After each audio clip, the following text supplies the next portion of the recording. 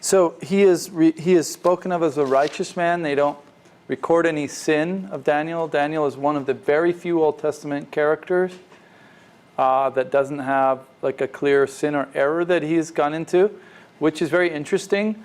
In fact, that's one of, to me, the strongest markers of the historical accuracy of the Old Testament.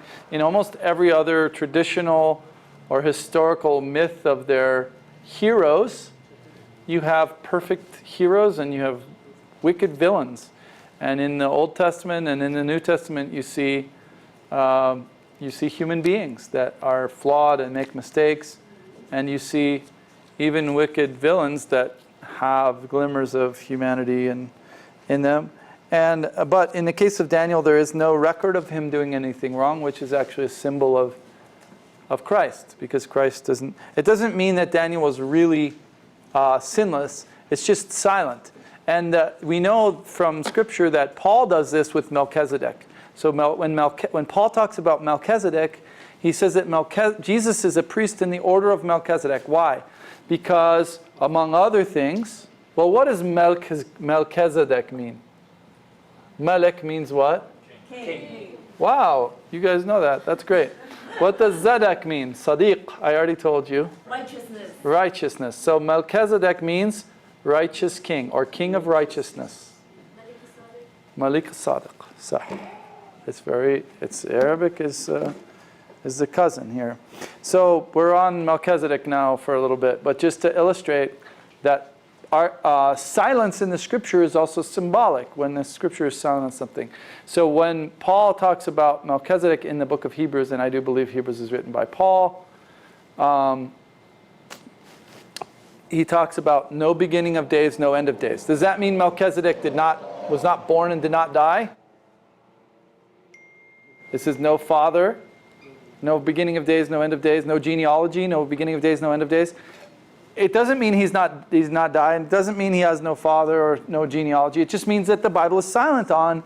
And other, people in Genesis, they tell you when they were born and when they died, and who their father was and who their son was. Melchizedek, we don't get a father. We don't get a genealogy. We don't get a beginning of days or end of days. We don't know when he was born. We don't know when he died. We don't know how old he was. And so in the same way, Jesus has, in his godliness, he doesn't have a genealogy. He's the Son of God. And in his divine nature, he has no beginning of days and no end of days, although in his human nature, he has a genealogy and he has a birth date and he died. Yes? You don't think that Melchizedek was a theophany, a pre-incarnate Christ? It's possible. It's possible. That is another interpretation. But we look at Melchizedek, we look at his name. What is his name? Righteous King. He is the king of where? Salem. So what does Salem mean? Peace. So he's the righteous king, the king of peace, priest of God Most High. King and priest, again, just like Joshua, which only Jesus, Joshua, and Melchizedek are king and priest in a righteous way. Uriah is king and priest in an unrighteous way, and he gets cursed for that. So it's possible, that he's a theophany. It could also be that he is a type. And Paul seems to treat him as a type. But I'll leave that as a mystery. I don't know. But priest of God Most High, king of Salem. What does Salem become? The city of Salem becomes the city of Jerusalem. And so he's the king, the prince of Jerusalem, king of Jerusalem, which is another prefigurement of Christ, and so on. So, this again from Scripture, Daniel does not have, his sin is not listed. And then he is clearly chosen. And so Jesus is the chosen one. He is the anointed one. And Daniel is clearly chosen among the princes of Israel, of which he's one.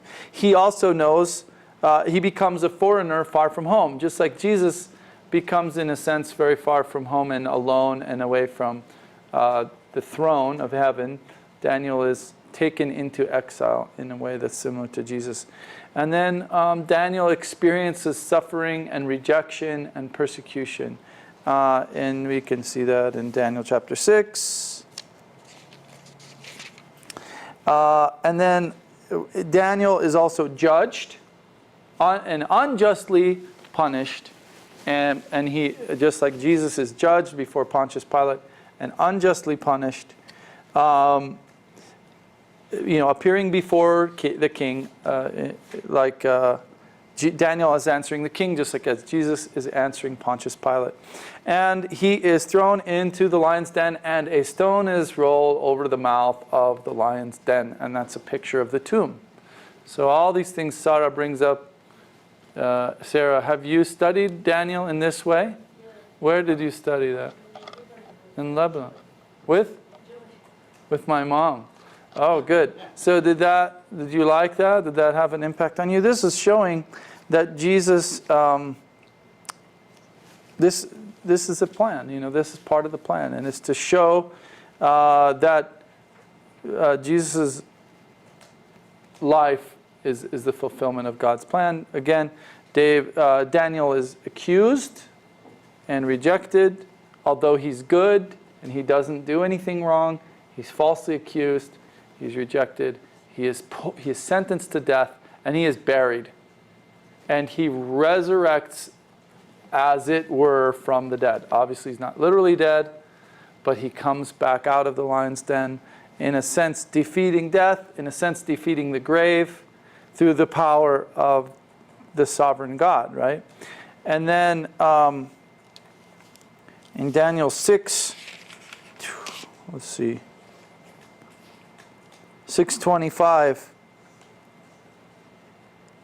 it says that the King Darius then writes to the peoples of all nations and men of every language throughout the land, I issue decree, may you prosper greatly, I issue decree that in every part of my kingdom people must fear and reverence the God of Daniel, for he is the living God and he endures forever. His kingdom will not be destroyed, his dominion will never end. He rescues and he saves. He, Yeshua's, and this is Aramaic now, he performs signs and wonders in the heavens and on the earth. He has rescued Daniel from the power of the lions. So, a testimony of God to all nations through the trials and suffering of Daniel, and then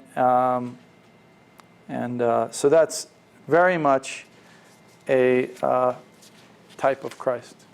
Okay, so I'm going to move away from typology just for a moment to talk about. Actually, we're not going to, because I said that I could do my topic in typology too. So I was going to give it to you in story form. The second half was, what do we do about disciple? We'll get a little more practical now just for a second. I would hate to be too practical. Sorry. Is this practical? Is this useful to you at all?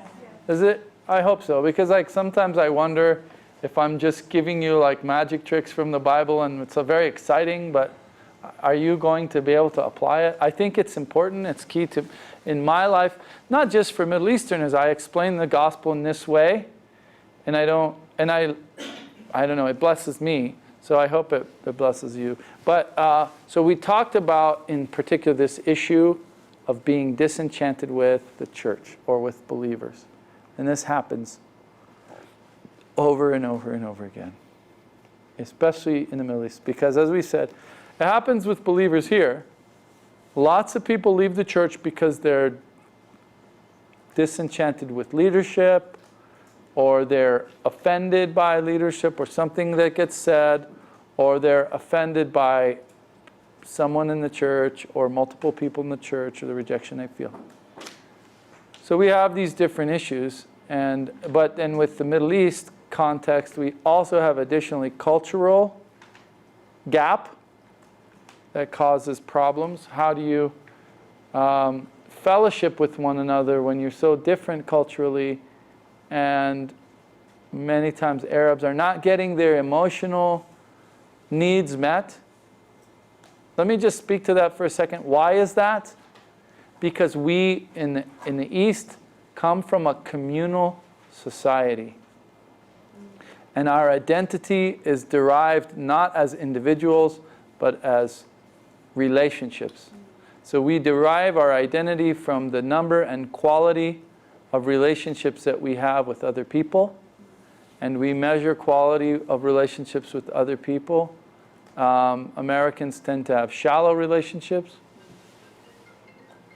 And Arabs tend to have many, many shallow relationships, but also deep relationships, especially in the family.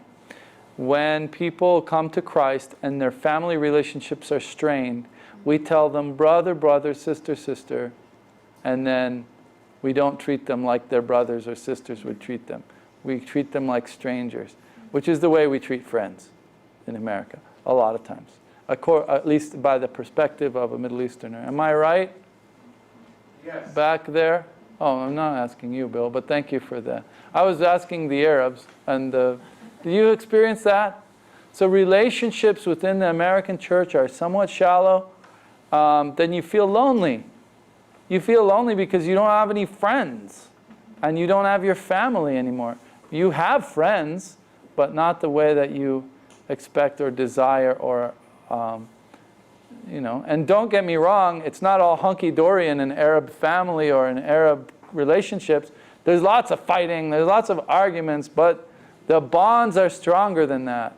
And you stay together, and you spend time with each other, right? And so very frequently people feel very alone when they become Christians, and they hear the rhetoric of, oh, we're brothers now in Christ and sisters in Christ, but they don't see the intensity that they would expect from a brother or a sister, and the commitment. So where are you going to find your job? Through your family. Where are you going to derive your sense of communal identity, who you are? From your history, from your people, from your family, from your extended family, from your friend network. We have words to describe like the amount of, the degree to which you can count on your friends. It's a currency for us. It's called wasta. How much wasta do you have? How much ability do you have to rely on friends and connections to get things done for you? It's a currency.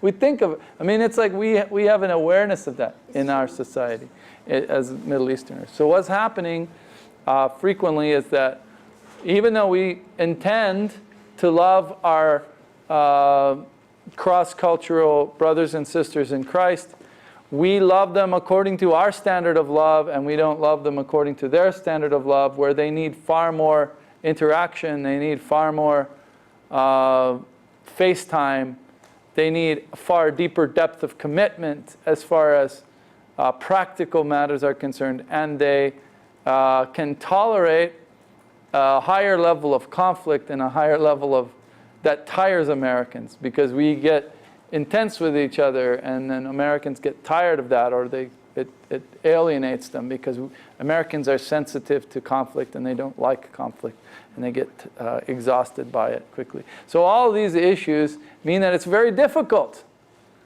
to work cross-culturally. And so how then do we communicate love? How can we break through these barriers of culture? And how do we deal with disappointment when we are not all that they want, and they are not all that we want them to be because of cultural differences?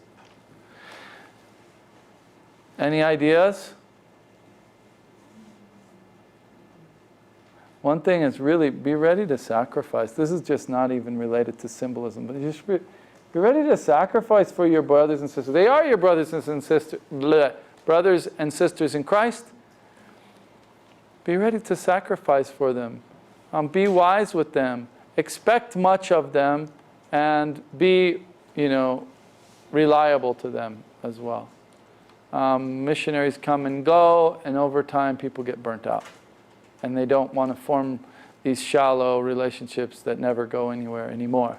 So get deep with people and be in there for the long haul with them. Okay, but enough lecturing you. Let's think about some symbols that we can use to describe these phenomena. So you have a pastor or a leader that fails, and or you have members of the church that engage in gossip and backbiting and backstabbing of a new believer. What do you do? What do you tell them? How do you explain this? First, without symbolism, you can, or with symbolism, if you can think, just tell me what What's the problem here and what's the answer? What do people need to understand? Any answer that you can come up with. Even though we're in Christ, we're still being made to a new creation. It doesn't mean that it happens overnight, immediately, and leaders, people around are going to disappoint you because we're still we have that flesh part of us, and sometimes we act out of that flesh rather than acting out of the spirit. Yeah. So how do we come up with a symbol for that, or anybody have an idea there?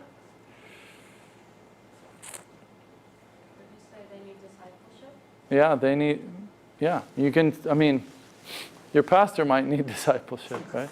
We are all growing in Christ constantly, right? So one symbol of that is, the tree. Is that what you said? I couldn't, your accent is so cute. Say it again. The tray. A tree. A tray. A tree. So a tree, how so? I mean, yeah, you're on the right track, but I'm not, but how so? I don't know, this is not my style. No, you just did. You just got the right answer. Or the one I was thinking of anyway. There's many answers. Pruning.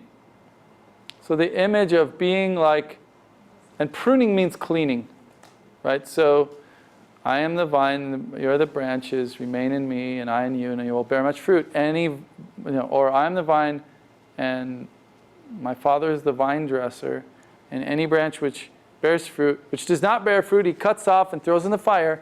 But any branch which bears fruit, he prunes, so that it will bear more fruit. So there's this action of having to prune in all of us.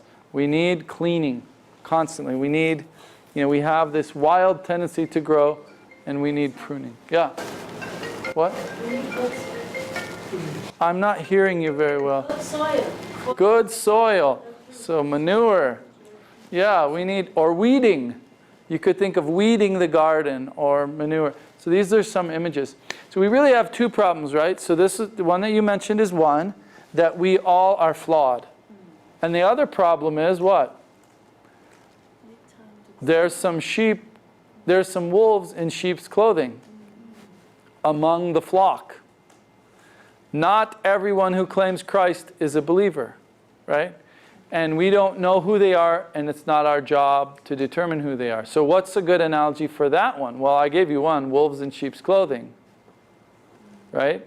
Or you have the shepherd, and then you have the hired men who are not the shepherd, and they don't really care. They're just, when the wolves come or when the problems come, they flee. So these are different analogies for different situations, potentially.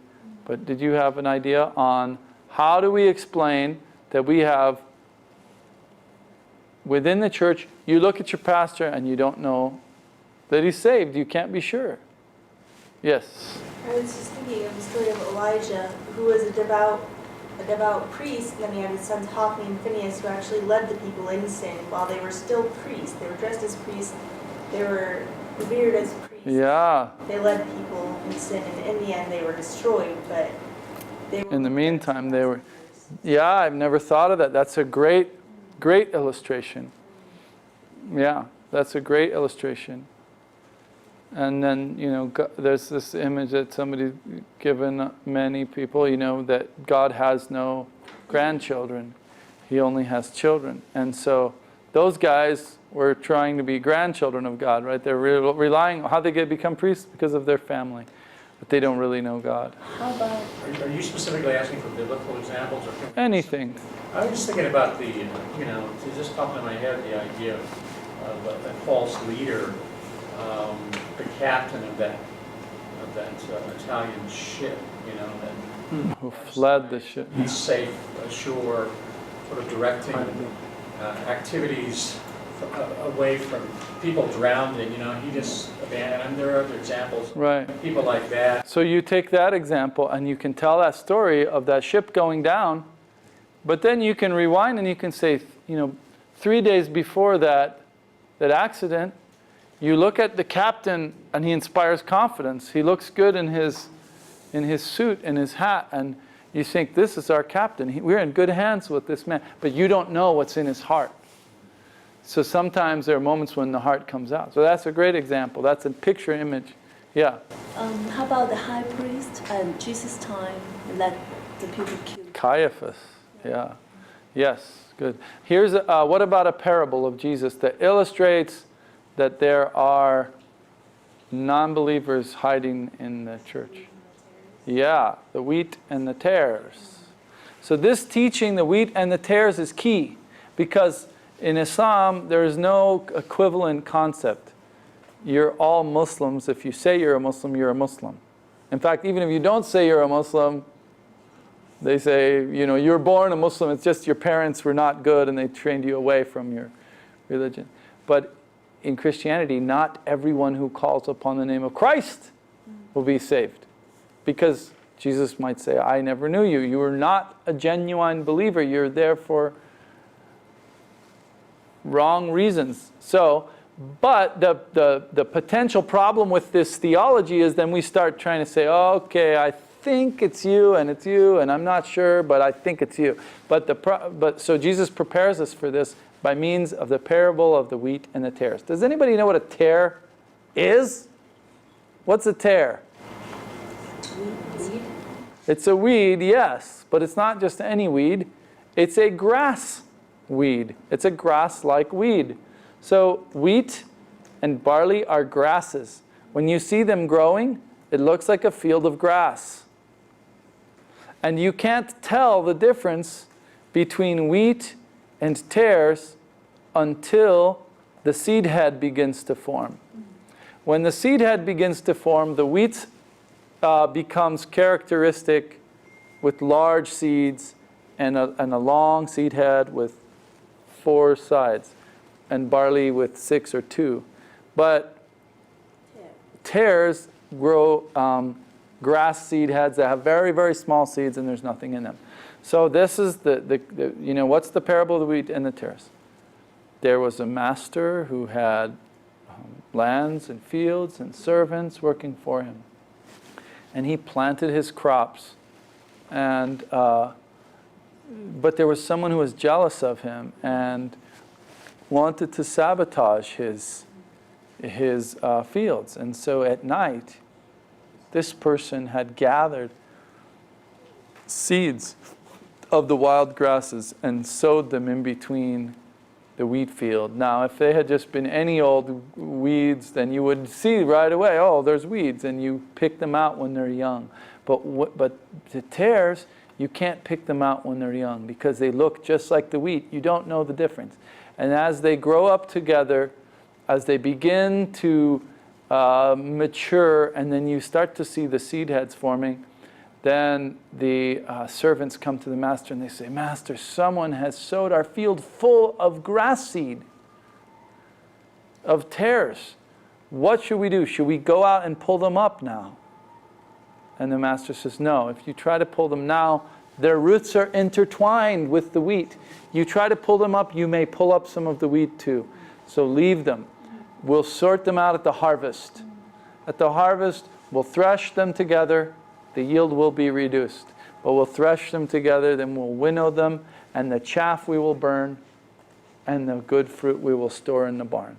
So this is, the lesson. So the idea is, mixed in the body of Christ are those who have a different father, whose father is the devil.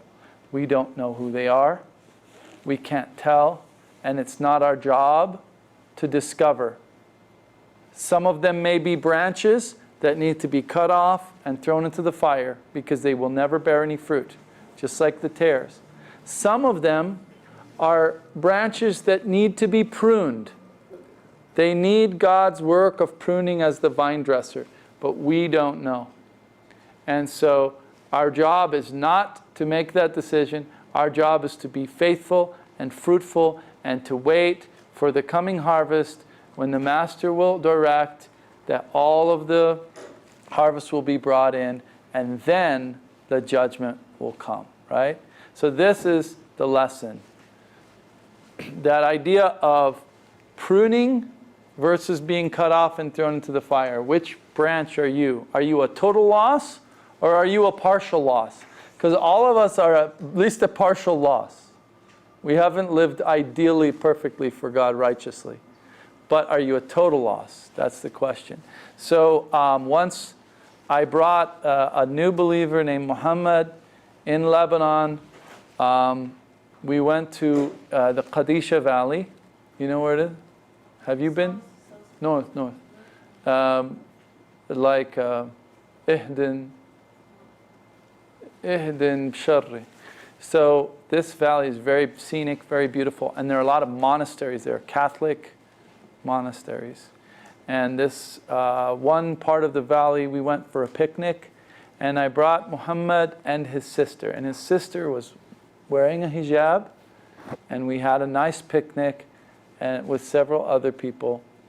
And then we said, let's go for a hike. So we started hiking up one of these trails that leads to this monastery that's on the edge of a cliff. It's a very steep trail. So we're walking up. You can't get to this monastery by car. So down the hill on his little donkey is a very fat priest with his black robes and the hat on his head. And he's riding his little donkey down the trail. And he sees me because he's coming around the corner. He sees me, hello, you know. And then he comes around the corner. Then he sees Muhammad's sister with her hijab. Now, before he probably assumed I'm a Christian or I'm a Catholic or something. And then as soon as he sees the girl with the hijab, he turns to us and he says, "What are you doing here? Were you here picnicking?" And someone said, "Yes." And he says, "You're not allowed to be here." And blah, blah, blah, blah. And then he leaves. And then the whole mood of the trip was like, ooh. Because these guys were, Muhammad was seeing himself as a Christian. And now he's being judged. And, all this yucky tension between faiths is coming up. So we get up to the monastery.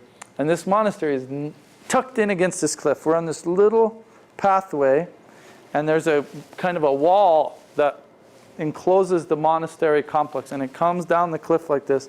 And the entrance to the monastery, there's a archway of stone, and there's a power line, or maybe a telephone line or something going down into the valley. And up on that is a grapevine. It's growing up over the entrance, and someone has cut the grapevine, and it is withered and dead. So Muhammad and I were walking in, and he stopped at the entrance, and he looked at the grapevine, and he said, "This grapevine is this monastery, cut off from Christ." And I said, okay. So he was able now to interpret the bad actions of Christians as not representative of Christ because of this image. And then we went into the monastery, and we met a young monk who was a sweetie, and he greeted us warmly and talked to us and so on. And on the way out, he said, maybe it just needs pruning. So we had this very nice conversation about this image. So this image, so you talked about the priest and his sons. You talked about the false captain, which is kind of like the hired hands of the shepherd, or a wolf in sheep's clothing. Shh.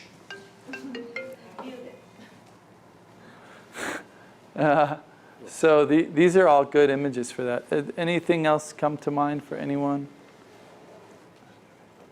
4:45. Yes. Do you differentiate between,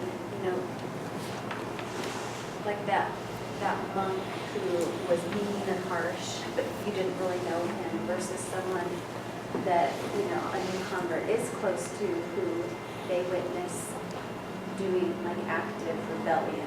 Do you know what I mean? Yeah. Is there Yeah. maybe a picture of Yeah, I mean, it's. turning away? I think one of the things about symbols is that they're complicated. So that's good, because it gives you lots of options. And you're never saying for sure, like it would be very bad to say, okay, you have a problem with your pastor. Your pastor's not saved. That would be very bad to say. But the question has to be, it has to be put out there. Say, look, you need to pray for him. He's working out his salvation. He's he makes mistakes too, and maybe he's not even saved. So, treat him with grace. So this is kind of the images have to be as complex as the real world. So, but what do you think? And then I was just going to say, with that, do you bring in like church discipline? Like you use stories to say how the church should deal with? Well, yeah, sure. Basically the Matthew 18 passage is kind of a story about someone who refuses to listen to everybody. So yeah, if you can think of a story that applies, or that one. I'm talking about Matthew 18 where it says, if he refuses to listen, if your brother sins against you, go and show him his fault. If he refuses to listen to you, bring someone else. If he refuses to listen, bring him before the church. And if he refuses to listen, treat him like a tax collector or a sinner. By the way, Jesus ate with tax collectors and sinners and loved them, but they were just not necessarily disciples at that stage.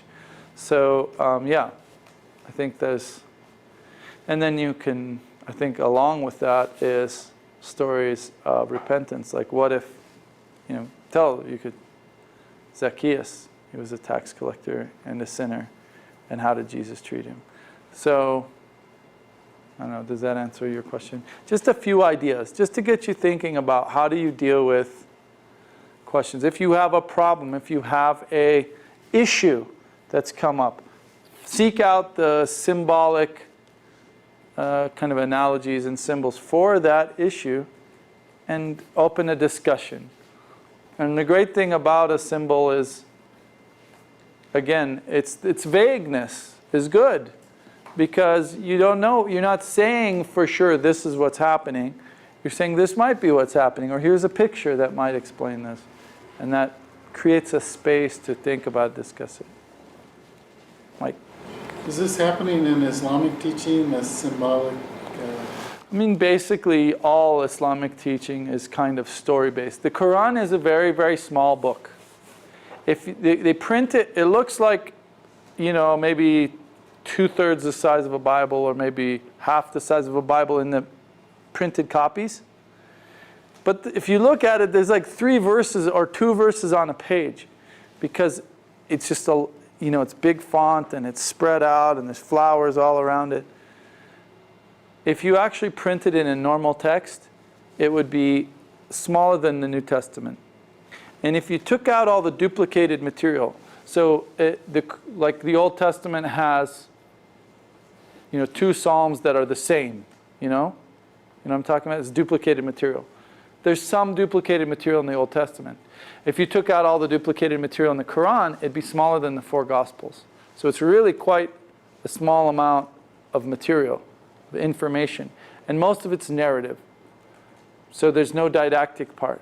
The Quran doesn't talk about the 5 pillars of Islam. The Quran doesn't teach you how to pray. The Quran doesn't talk about how to do Sharia law. The Quran doesn't talk about anything. It's just stories. So how are you going to get all that stuff? Well, you have another big body of stories called the Hadith.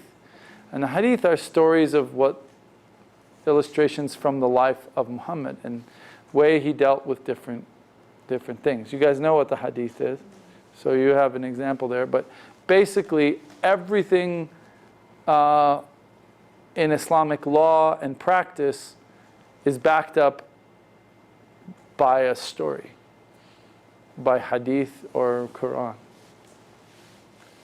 So yeah, that's how they do it. And that actually illustrates the weakness of stories. Islam is a very chaotic religion. There's a million different sheikhs teaching different things. You can go and find a fatwa that suits your preference, whether you're ISIS or whether you're Obama. You can find a fatwa that supports you. And that's because there isn't a systematic theology. That's because it's all story and very little logical, rational, careful, systematic type of thought process. And I think that reflects a cultural bias, especially in the period of history when Islamic law was being developed. They weren't really in the Western type of culture. So, answer the question. Are there any other questions or thoughts? So there's other topics we could go into, but I have 10 minutes left today. Yes. I have a question. I'm not really sure if it's related or not. It's kind of a broader one, but we're talking about discipleship. And one of the questions we've had, because we're involved in the Iranian church, is there's a real sense if you focus on one person, it hurts the feelings of someone else. So like the idea of choosing some people to disciple would be offensive to the people you didn't choose. Yeah, so a great way to deal with that is to create a self-selecting process. In other words, don't go and pick 3 people, Okay. but tell everybody, come to my house at 5 a.m. and only one will come. You know what I mean? That's a great way to deal with that. And then they have no, and they'll still, because it's our culture, they'll say, why are you meeting all the time with so-and-so? And you say, well, they came to my house. Where were you? You got to push back at them. Because my uncles will always say, like, you don't love me, you never call me. So, well, I didn't get a call from you, Ammu. So I just push it back at them. You don't love me, So there's still going to be that tension because that's our culture. But you can help yourself by making it difficult for people. Yeah, I do that on my farm because I get a lot of volunteers. And most of the volunteers want to come and pet the calf and look at the pigs, and they don't really want to help. And that's nice. I don't want to send them home. But I do tell people, if you want to volunteer, the day starts at 5:45. And then we'll have breakfast at 8:30. And if you come at 5:45, you're welcome to have breakfast. And then some people go, that's okay. I don't really want to be there. And then the people that do want to show up, that's good. So, it might not be, just by using early in the morning, but you make it a challenge for them. Challenge people. And then they see who follows you, comes with you. That's one idea. But you're right. I mean, there's jealousy. So I mentioned jealousy in the story of the wheat and the tares. I don't think that's in the original story, but that's a very common emotion in the Middle East. That is less common in the West because we have a culture of personal, of kind of a meritocracy, and you get what you deserve, and if you're rich, you'd probably deserve it, and if you're poor, you probably deserve it. And so we're not really like a fortune type of society. So we reject kind of the argument of luck, and so therefore jealousy. Well, why would you have one? And so like in Middle East, in Africa, people do have that emotion of jealousy far more. How come he got that? How come he had your attention? And so on. Do you love me more than him? You gave me more on my plate than you gave them. Sometimes they're thinking about that, and we're not thinking about that. In Africa, I have a friend who I work with in our agribusiness. So we have a cooperative of farmers in Zambia that we have a honey and other agricultural products business. We import them here, we sell them. All the money, it supports missionaries from Zambia to Muslim parts of Africa. But I had one farmer that works with me that worked very hard. He and his sons produced 2 drums of honey by themselves. That's 1,200 pounds of honey. And he used the money to buy a team of oxen and seed. And where normally people plant 1 or 2 acres of corn, they planted 10 acres of corn. They broke all the ground. They worked really hard. They cleared the forest. They plowed and they planted. And just as it became mature, people in the village were jealous and they set it on fire. So this is, and they burned almost all of that field. There's like this intense jealousy. You can't really imagine that in American society because we don't feel that emotion that much. So It's just an illustration of, look, what are they feeling? And they're feeling jealous. How strongly do they feel it? A lot more than you. So there's just to help understand that culture. Not always, not everybody, but it's there. Where were we? Any other questions or? No? Well, let's close in prayer. Baba, do you have anything? No. So you always disciple the people using this typology? Stories, typology, yeah. So teaching from the Bible, you can teach the doctrine of the church, you can talk about salvation, atonement, all through stories. So atonement, there's substitution. You can talk about Abraham and his son on Mount Moriah and the substitution, God providing a solution. You can talk about theology of the church. I gave you the story about the Samaritan woman. Oh, I told you I was going to do this disappointment with the church with typology too. What story was I going to tell you for that? Maybe I'll think of it before tomorrow. Don't have time anyway. You can illustrate practically any topic with typology and symbols, and it may hit home more strongly. And if you can't, you probably should worry about your theology. Like, I don't know. Or your memory, yeah. That's where I am right now. I'm like, what's happening? I can't think of what I was just thinking of. Okay, let's pray. Does this feel overwhelming? You able to do this? Yeah? No? No? Okay. We want a book on every topic. I want a book. Western thing. If we could, Jesus did many other things as well, and if they were all written down, no book would, yeah. So that's the, yeah, there are, so a few book recommendations while we're on the subject, and I have 5 minutes. Did I already tell you about Dr. Kenneth Bailey Jr.? Okay, I did. All right, so that, yeah, we did, okay. Poet and Peasant, Through Peasant Eyes, Jesus Through Middle Eastern Eyes, Jacob and the Prodigal. Now it is Paul through Middle Eastern eyes. Is that another one? It's a big book. Yeah, Jesus Through Middle Eastern Eyes and Paul Through Middle Eastern Eyes. So the first two I mentioned are looking at the parables of Luke and the travel narrative of Luke with a keen eye to Middle Eastern norms and law and consulting Middle Eastern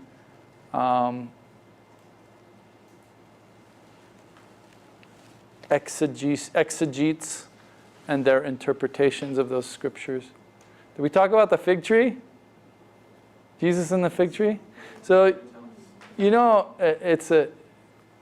Jesus seems really mean, doesn't he? When he curses the fig tree? Because it says it was not the season for figs, and finding no fruit on it, he cursed it. Okay. Oh, I thought there was a whiteboard there. Figs in northern regions, like north part of Turkey, Spain, Italy, most of Greece, and America, have one season per year. They get little figs, and little tiny figlets come out first, and then leaves, and then they progress through the year, and then the figs mature, and then you pick the figs like any other fruit. And then they go dormant. But in southern climates, like Israel, figs, at the end of the year, they lose their leaves, but they gain figlets. And they have a second crop in the spring. And then, they get the little figlets, and then they get leaves back again, and they have a second crop. So they have 2 crops a year. So there's no time in the life cycle of a productive fig okay, these are the cultivated varieties. The wild varieties of figs in the Middle East sometimes do not bear fruit at all. But if they do, sometimes it's inconsistent, or sometimes it's just once a year. So the productive varieties, the cultivated varieties of figs in Israel and Lebanon, they always have some evidence. But the word in Greek for a figlet or a green fig is a different word than for a ripe fig. Right? So in Greek and also in Hebrew, there's 2 separate words. There's a word for a ripening fruit, and there's a word for a ripe fruit. So Jesus came to the fig tree, and he found no ripe fruit, for it was not the season for ripe fruit. That does not mean there was no figlets on it. He would be able to tell if it was going to bear fruit, if it had little figlets on it. So he's looking, and this tree is not a cultivated variety. This is either a wild fig tree, an unproductive fig tree, or a sick fig tree that's not producing fruit, and he cursed it. So he was looking at it. He did not see the mature fruits, but he would have seen whether or not it was going to have fruit in the next 6 months. Even before it had leaves, he would have seen that. So the judgment is not because I can't get fruit right now. It's because this tree is unfruitful. And even though it was not the season for...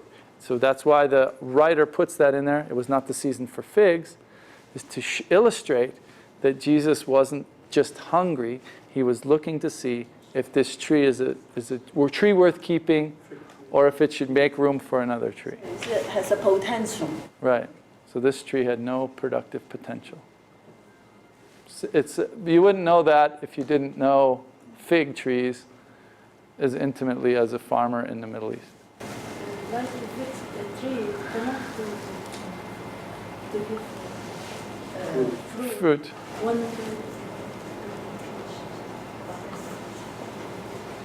It can't produce fruit until the tree is fully mature. natural. Yeah, but even a very small fig tree this big can have 2 or 3 figs on The it. one we have inside. Teeny. How big is it? 1 year old. Yeah.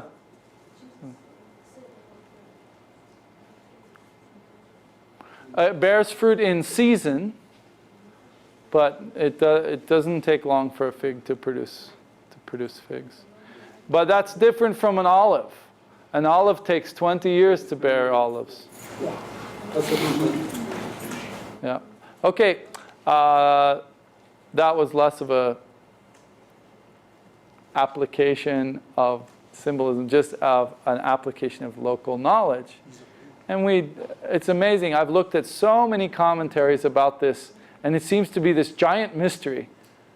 Unless you happen to know how to grow figs, which is like none of the theologians have ever seen a fig tree, apparently, in the Middle East. So they use a different Greek word in there? There's 2 words. Well, no. But if you were talking, if you said this tree has no figs on it, that means it has no ripe figs on it. It might very well be covered in little green figs that you know are going to grow into figs, which we would call figs, but they wouldn't. And you can eat those, but they don't taste great. Okay.